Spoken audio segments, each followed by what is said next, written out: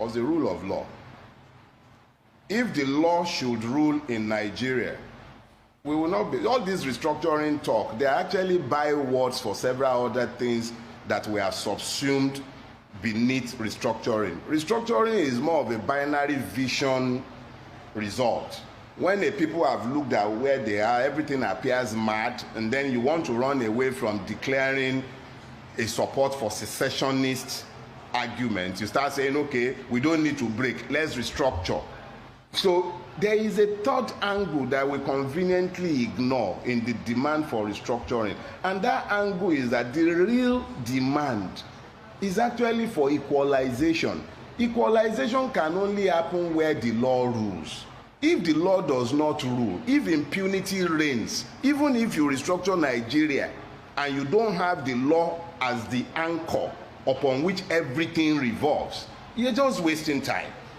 So, yes, restructuring means different things to different people, but the one that is paramount, that must be there, whatever name you call it, even if you leave Nigeria the way it is right now, as badly structured as it is, if the Nigerian state dares to allow the law to rule, I would say that the agitations would even go down significantly.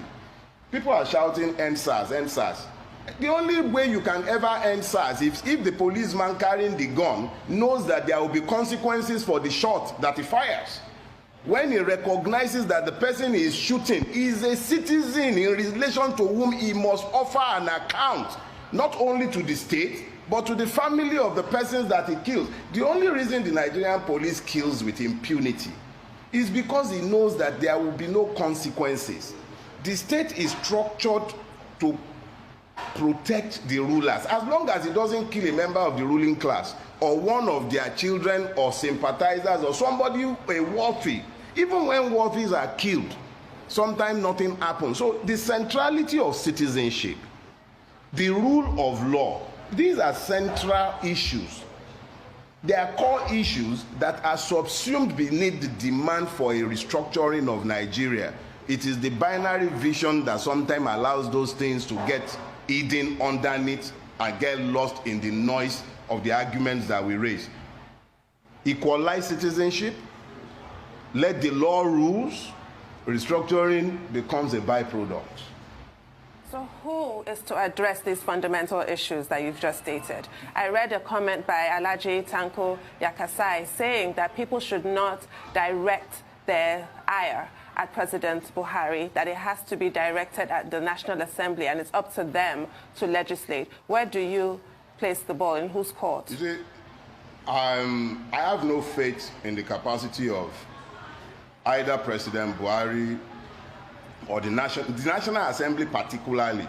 I even think that it is a little simplistic and particularly idiotic for anyone who is truly desirous of changing Nigeria to look to the existing structure to, in any way, shape, or form, contribute to the way forward. My own position is that if I am benefiting from a system, and the way the rulers in Nigeria benefit from the system must be clear. Let's be clear. It's not just that they are corrupt. It's not about corruption. It's about the fact that they are divorced from the citizens. And I use the word citizen loosely because in reality we are not citizens. So when you have a situation where the rulers are divorced from the ruled, and you are now asking those who are benefiting from the status quo to lead the reformation, you're asking them to commit class suicide. I actually believe that it is up to those of us who are disadvantaged, oppressed, to organize ourselves. Demands cannot be made of power, as somebody has said, at a coffee table. Some people went on the street on the 1st of October. Mr. Adesina, who once upon a time said people were irritants, I believe he called them. I hope he was well irritated enough. And that is just the beginning. By the time this system elects to refuse the reformations that are clearly needed, there are further mobilizations of the Nigerian people that are ongoing. and the demand will be placed in the public domain, and we will be calling for marches on the streets of Lagos and every other Nigerian city. We will not be violent. We gain nothing by being violent. It is the state that is perennially violent, and we will continue to ask our people not to be violent. But to expect that the National Assembly, Ndoma Egba, or what, no, not Ndoma Egba now, the mace snatcher was the one that was issuing some circular a few weeks ago calling for memorandum to be submitted. How do you expect to persuade ravenous wolves to become vegetarians and then help you, just give you some, so please, we know that you are the ones who are enjoying the nation, so we want you to help us to restructure it, just losing our rope a little.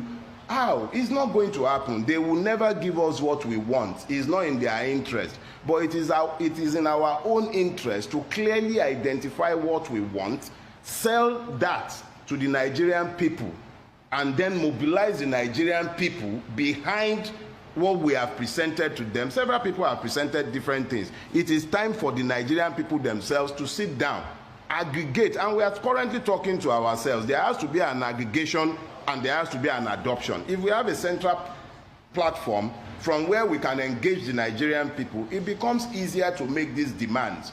But to ask that we wait for the beneficiaries to be the ones to initiate the changes is a waste of time. Nothing good will come out of it. Okay.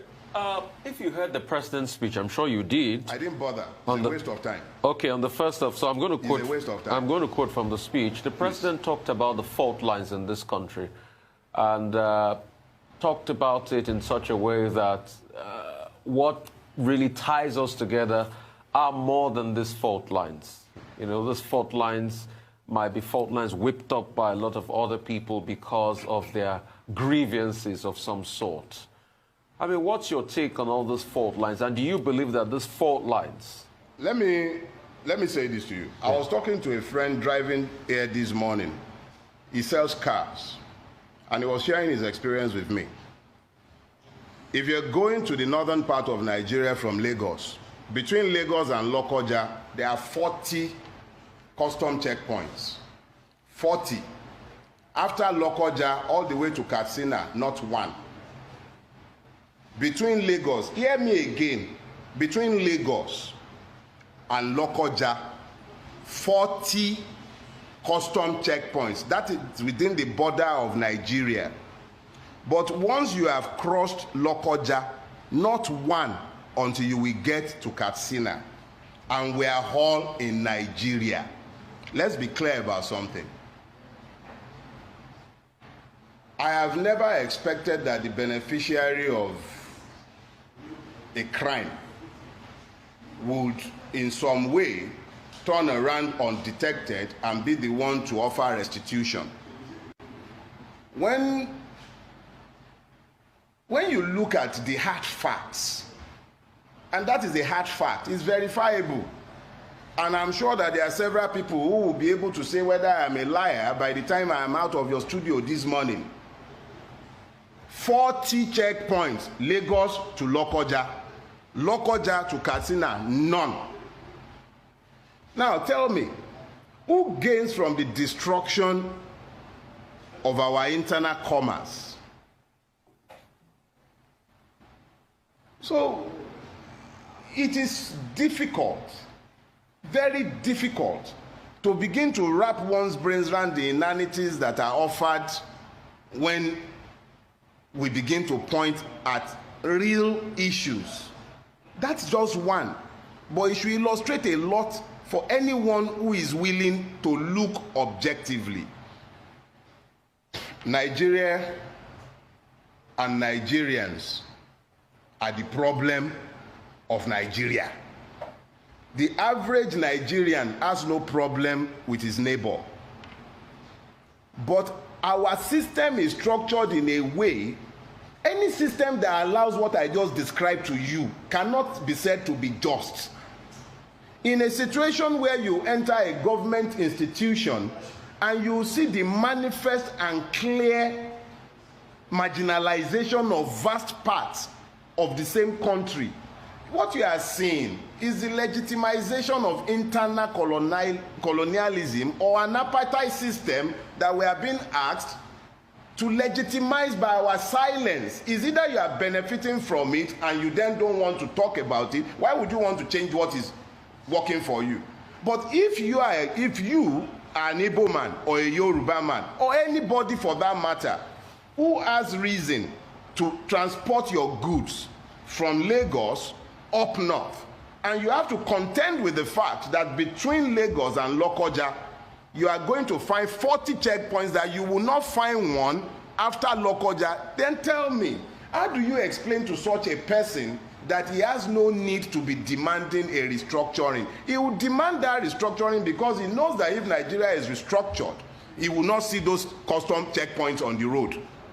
Meanwhile, he's a businessman. The only reason he's talking restructuring is because he wants equalization. So beneath restructuring, you find a whole lot of things that are hidden. A lot of grievances are hidden underneath the demand for restructuring. So when we refer to the, and it's a truism, Nigerians don't have problems with themselves.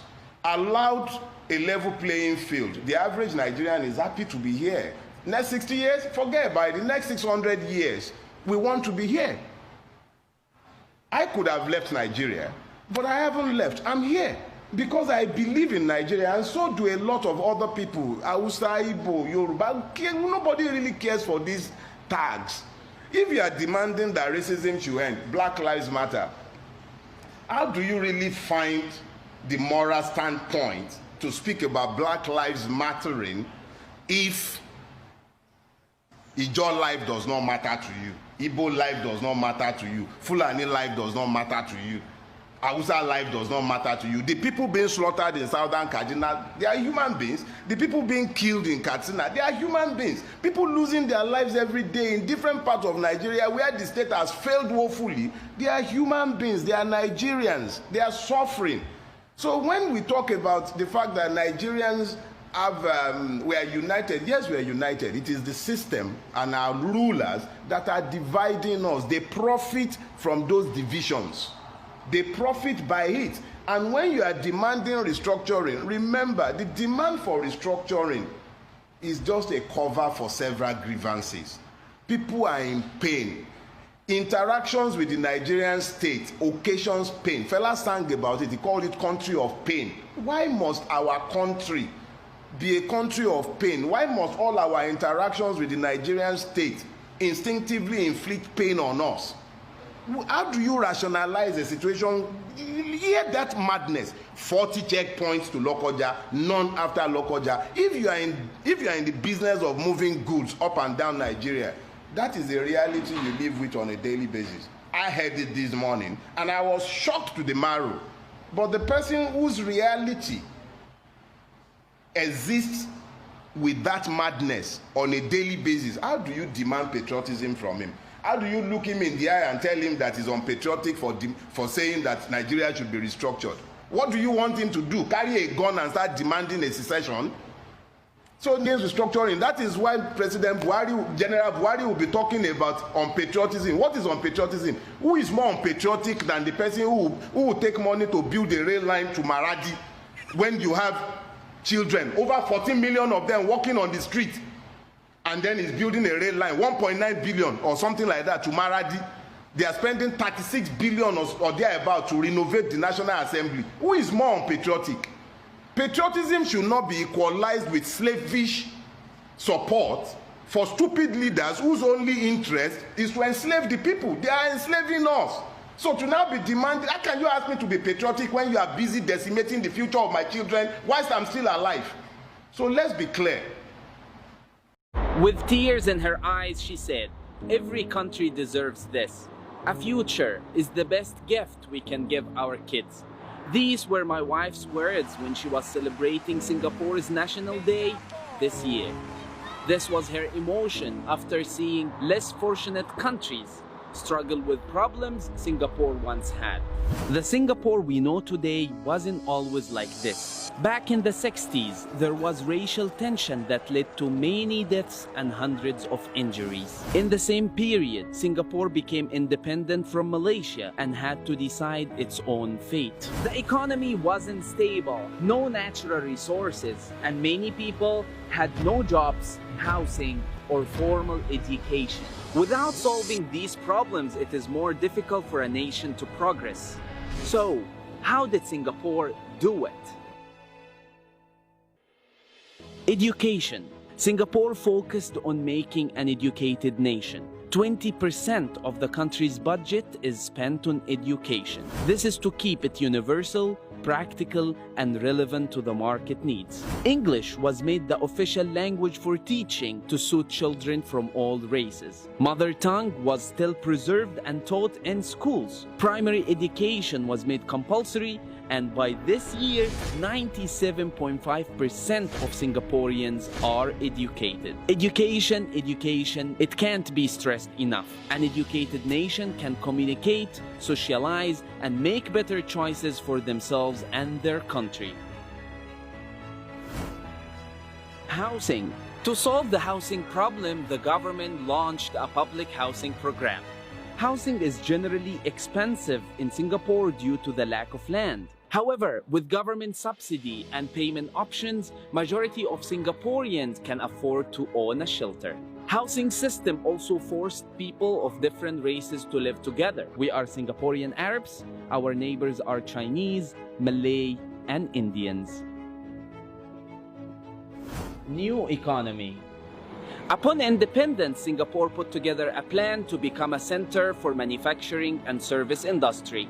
Government built industrial estates to make it a center for businesses. The service industry grew and attracted other investments that made the economy stronger and created more jobs for the people. Singapore today is home to one of the largest and busiest shipping ports in the world. It is the fourth richest country despite its small size and lack of resources. If you think your country is poor because you have no resources, remember Singapore. If you think your country is unstable because you have different ethnic and religious groups, remember Singapore. If there is one thing we can learn from Singapore, it is that the most valuable natural resource for a country is its people. God bless.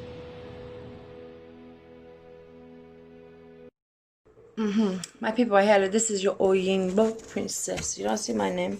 Now Oyinbo princess. I don't come to you today because we don't do protests for London. And the reason why I did for that protest, we say I'm very passionate about Nigeria, and I think change starts from somewhere. Nobody say change go just happen overnight though, but you fit start small to make differences in your country, to ensure safety, security, everything else, ensure fairness, ensure a fair trial for everybody. Sure you get. So as I did like this, I want just come make one video where I go put for my page and I go send out for WhatsApp. Make it just go, because this message is for Buhari. Buhari, where on a day? Well, on a day, I know say you don't talk last time, yesterday I've been at the day before, but when are they since all these things they happen up and down, since people are dying, since people are being killed, where have you been? Because this to me, I've lost one of my very close friends because of SARS. Because of SARS. Okay, he fought back, and I wasn't there, I don't say everything, but I know my guy. He fought back. And I know because he fought back, that is why he ended up having a bullet and he died. The guy my friend, were travel con Niger, and a Niger boy, he can't bury him, papa. And now his mama can't bury and join. Shady still life. Shady still see the happen. Oh God, beg, Michael just take it and miss you. You don't talk already, say that you forget, but you get better healthcare for your side. But anytime you get problem in UK where they come. Oh God, you don't old small. She been at 70, don't knock. Oh God, I beg, just take them easy. You don't see money finish for your life. You did okay. You did okay. Whatever wayo or not wayo where they happen for governments, me, I don't want to talk that one on because my own, I know they inside government, I know they see what they happen. I don't see what they do daily. No. I know say to run country no be easy matter. I know. But I beg, Oga Buhari, take a step back now. Allow somebody younger, somebody with more energy, somebody that is more fit, you know? Somebody that wants to change Nigeria for the better. I'm not saying you do or you don't, because me, I know sabi you personally, I know sabi you. Oh, the only thing we say is my passion is about Nigeria, and I am so passionate about Nigeria that I want to enter and do something that will make a difference. I want to enter myself. I want to come and make a difference for Nigeria. Nigeria is here, it's in my heart. Where did I do my tattoo? On my heart. Why? Because the Weibo princess is who I am because of Nigeria. Hey. I don't understand though. Change can happen. Change can happen. Let's start. SARS don't did, but not be say you're gonna recruit them back as police officers. No. They have blood on their hands. May they go trial. If they don't kill person, put them inside jail. Release the people that have been put inside jail unnecessarily. So it's not just about ending SARS. This is about police brutality. It's about the government. It's about starting with change from the key person, which Oga Buhari right now, it is you. It is you. You are the one that can do a difference. You are the one that can make changes. You are the one that can put people in positions and take them out. Give them better salary. Maybe no, they can't start to fight up and down for street, for road. They ask for bribe because they don't feed their family. They crazy. Give them money where they go. No, say they do okay. Money day for Nigeria. Money day plenty. Your oil day there, but instead you go allow Mumu or Ibo can they collect, can they do wayo for you. 1960 breaks my heart. My ancestors break my heart. We see they do for Nigeria. They need to make them a better place. They can't enter. They can't do changes. They can't collect money. They can't see the oil. They can't start to make 1 or 2 differences to make ourselves better here. I am not proud of that. I'm ashamed of it. And now as an Oyibo as I did, I love Nigeria. I'm passionate. I want to make change. I come every time I enter Nigeria. Anytime I enter, I change what they do. Whether I put pikin for school, whether I feed person, whether I put cloth for body, whether I carry person come sleep for my hotel or for somewhere instead of on the street, I did try my best. Oga Buhari, I beg. Mike and I hear my words. It's time for change, oh. Step back, do something better for Nigeria. That is the best thing you can do right now. It's out of control. Everything is out of control. I am your Oyibo princess, and I beg that there will be differences in Nigeria. Nigeria is my country. It is my concern. It is my people. I will never stop. You might like me or hate me. That is your problem. As I did like this, forget. Oyibo princess.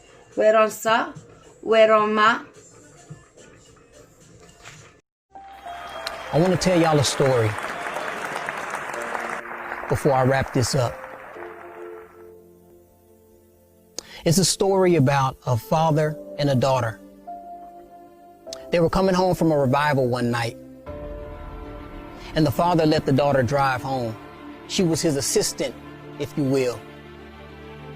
And while she was driving home, a bad storm broke out.